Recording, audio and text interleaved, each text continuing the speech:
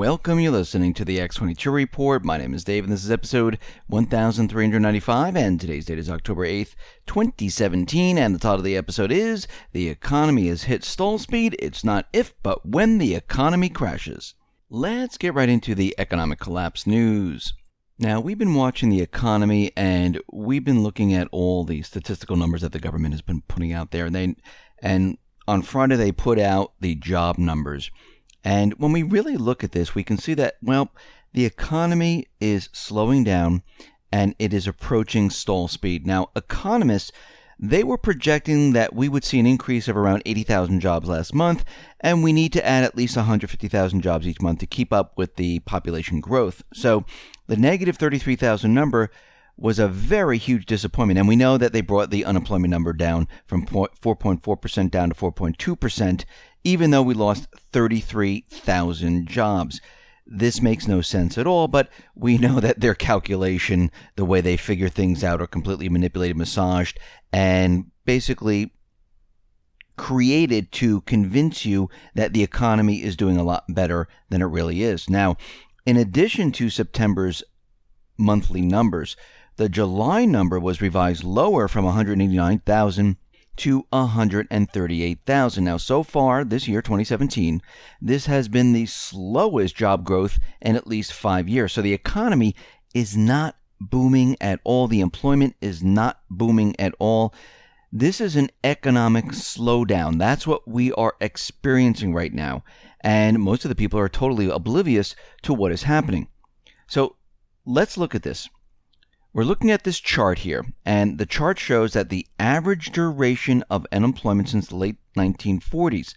And what the chart shows is that workers remain unemployed far longer than they did in the good old days. But what we're seeing here is that in today's world, something very interesting is happening. The duration of unemployment is really starting to spike up again quite dramatically, and that is very, very troubling.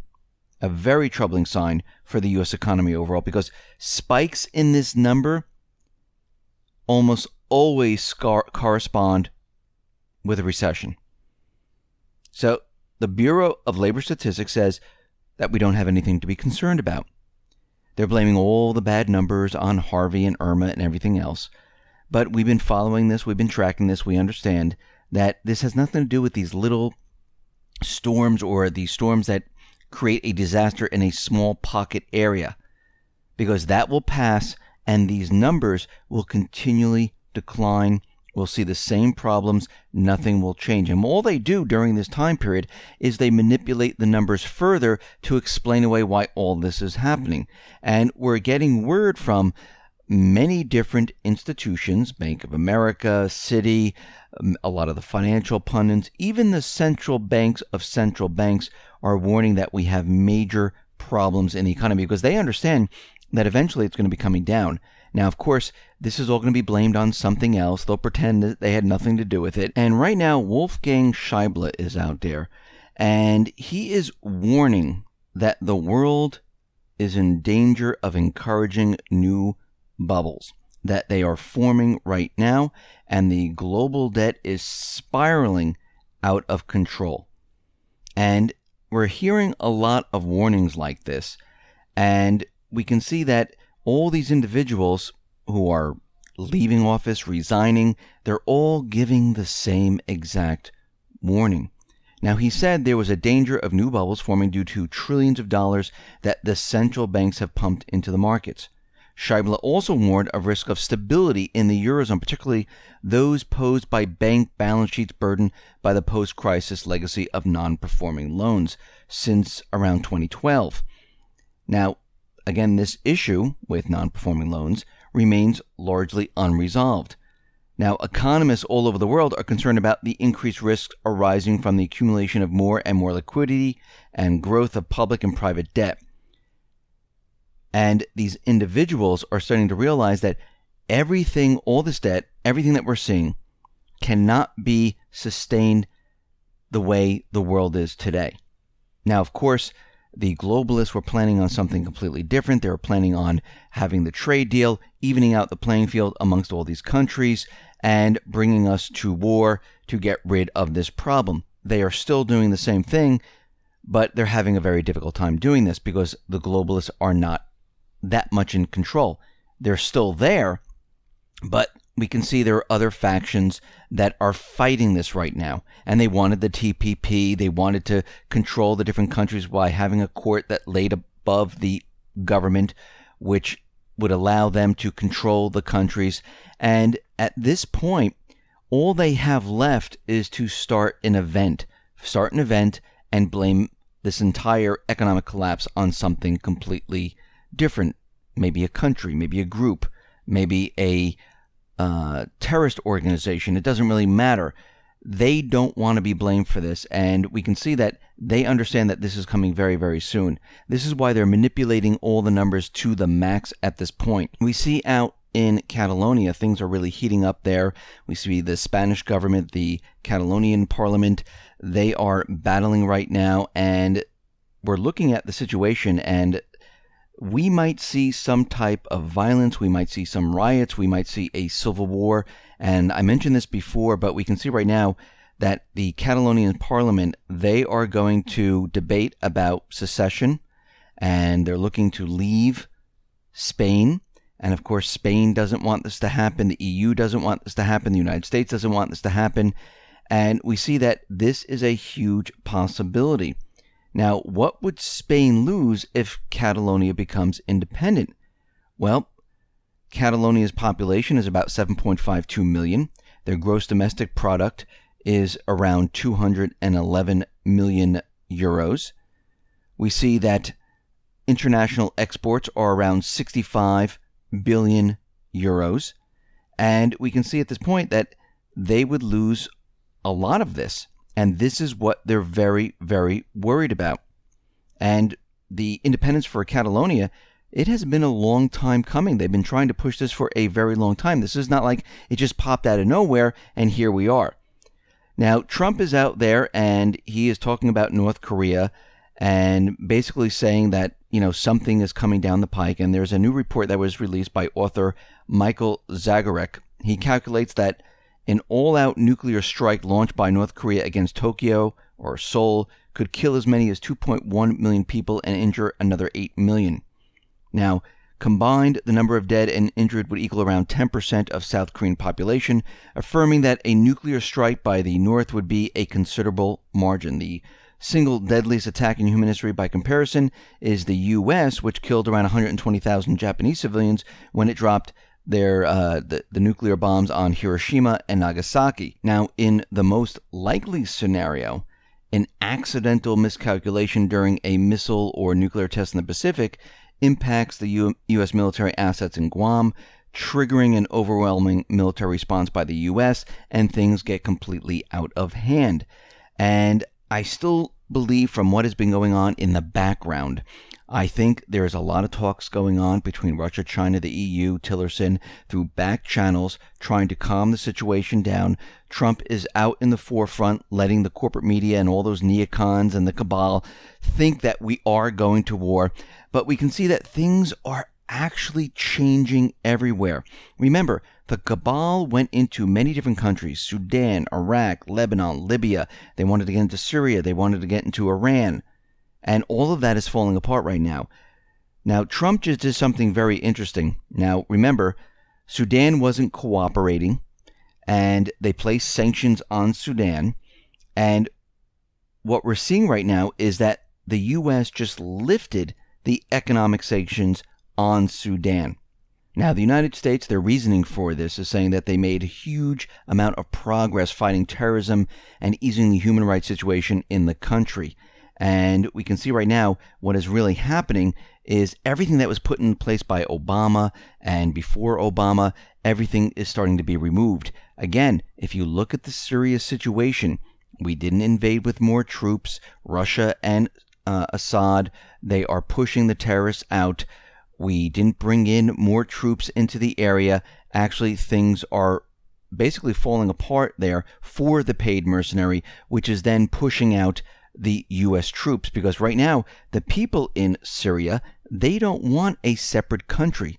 They want their country to be unified. They don't want this to be separated. Now, out in Turkey, we can see that the U.S. decided to suspend all non-immigrant visas in Turkey. And we can see that Turkey is moving towards Russia. We see that Germany has removed its military assets from Turkey, moved it to Jordan. The United States right now put out this memo saying that recent events have forced the United States government to reassess the commitment of the government of Turkey to the security of U.S. mission facilities and personnel in order to minimize the number of visitors to our embassy and consulates while this assessment proceeds. Effective immediately, we have suspended all non-immigrant visa services at all U.S. diplomatic facilities in Turkey. And we can see that things are really changing right now. Now, one day, or it's been like 2 days, after the historic Saudi-Russia summit, where Saudi Arabia decided to buy their S-400 missiles, decided to work with Russia and make deals on oil, on other natural resources, we see that the United States decided to suspend military exercises with the Arab allies right now, sending a message that they are not happy with the situation. And we can see at this point, not just Turkey, but Saudi Arabia, Egypt, Iran, Qatar, all pivoting towards Russia and China. And at this point, the United States can't really do much about this. Can they invade these countries? Yeah, of course they can, but this is not going to solve the problem. They created the problem by using force on all of these countries over the years. They put pressure on countries by using sanctions, by putting up embargoes and telling them that, hey, listen, if you don't do what we want, there are going to be more of this. And countries are getting fed up. Countries are saying, you know something? We see what's happening around the world. We see that the dollar is at its end game, and we are now pivoting someplace else. We see that the Syrian president has rejected the Iraq Kurdistan referendum. Assad and the chairman of Iran's Committee for Foreign Policy and National Security with Iraq, they all decided that no, this is not in the best interest for the country. This is not a grassroots type of movement. This was created by the cabal, by the United States cabal, to split up the Middle East. This is not the Kurds where they decided, hey, you know something, now it's time to have our own piece of land. The United States came in, built the military bases, patrolled the area, cut the area off, and protected the area in preparation to have a referendum, which is completely different than what is happening out in Spain, where the Catalonian people said, you know something, we don't want to be part of Spain anymore. The United States didn't come in there, set up military bases. They didn't separate anything. They didn't have soldiers on the ground like they've done in Iraq and Syria. So we can see that things are definitely, a little bit out of whack when the corporate media is reporting all of this. But we see at this point that the people of Syria, the people of Iraq, they don't want to have their country separated right now. They're not at that point. They just want their country back. They want the United States to get out. They don't want war anymore. They want to rebuild their country. And again, this is all these people want. But we can see that the cabal is losing control in all these areas. Lost control of Sudan now. And it's continually spreading. We see that the intelligence agencies, they're trying to make their case that Kaspersky Labs, they are infiltrating the NSA and they're hacking into things. And Kaspersky came out and said, yeah, this is completely fake, phony, and false. And the founder of Kaspersky, Eugene Kaspersky, mocked the claim that Kaspersky was actually hacking into the NSA and stealing information and passing it to the Russian government. He's saying the real explanation for all this data loss is that the NSA tools on the computer were correctly identified as new forms of malware by Kaspersky, and the NSA got caught, and their software allows them to detect this. This is why they've been asking the corporations here in the United States to get rid of Kaspersky, because that picks up their spy malware on the systems. And if all these companies are using it, they're going to start detecting it and saying, wait, what is this? Why is this piece of malware on here? What is it doing? and they're going to figure out exactly what it's doing, and they're going to realize this was from the NSA. This is why they're putting up this ban saying, hey, get rid of this. You don't need it. Nobody should be using it. You should be using the stuff here in the United States because, of course, the CIA, the intelligence agencies, they're involved in where they're, creating this software not to pick it up. So the U.S.-made homegrown detection will never pick up this stuff. And this is why they're coming out with all this type of stuff, because they're very worried that they're going to be found out. And guess what? The truth is always going to come out. It's always going to surface to the top. It might take a short period of time. It might take a long period of time. But eventually what's going to happen, people will start learning the truth. It's a little bit different going back in years where we had to listen to the newspaper. We had to listen to television. Maybe people, heard about things on shortwave radio. But today we have the internet where a lot of people can go out and do research. They can look at different things. They can go to the sites. They can really see what's happening. They can film what's going on. People can pass it around. They can analyze it. They can understand it. And things are definitely changing, and it's becoming harder and harder for these groups to get away with all this stuff. And as more and more people, awaken to this fact, it's going to be even harder. And this is why we have to spread the message, because as more and more people know about this, and more people think about this, and more people look at it, guess what? Those individuals who are non-elected, they lose power, because all you have to do is continually show, no, you're lying. No, you're lying. And you keep doing this until, guess what? They can't do it anymore. And this is what's happening right now, because every time something happens, we call them out on it. Now, look at the Vegas shooting. I mean, there are many individuals on YouTube pointing out all these irregularities of what is happening here. Even the Clark County Sheriff Lombardo said something very interesting, saying, listen, the gunman, Stephen Paddock, he had to have some type of help during this whole entire thing. There's no way he brought all this weapons in, set up the electronics, figured out all the calculations of where he had to be perched, and he was able to do all of this by himself. It just doesn't make sense. And there is more and more individuals out there saying, no, there are many more people that are involved in this. We're seeing video of something on the 4th floor. People are saying there's other shooters that were on the ground.